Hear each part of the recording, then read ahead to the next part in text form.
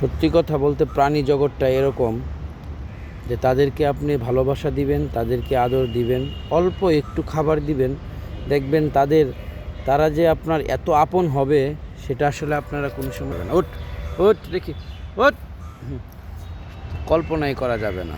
সে আমার আসলে তাকে ছোটোবেলা থেকেই আমি বড় করেছি, ঠিক আছে, এবং সে আমাকে পেলেই আসলে আমার কাছে দৌড়াইয়া চলে আসে। এই যে আসলে ভালোবাসা, এই ভালোবাসাটা প্রত্যেকটা প্রাণী জগতেরই মাঝেই আছে, সেটাকে আসলে আপনি অর্জন করে নিতে হবে।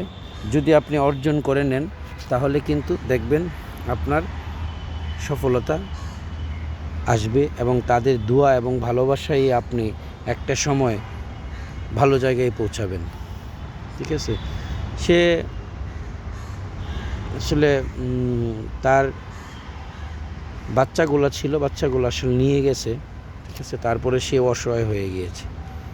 তো আশা করি যদি আমার ভিডিওটা ভালো লাগে তবে লাইক দিবেন এবং শেয়ার করে দিবেন। তারপরেও সবচেয়ে বড় কথা বলবো সবাই আমার পাশে থাকবেন, এই কামনাই করি।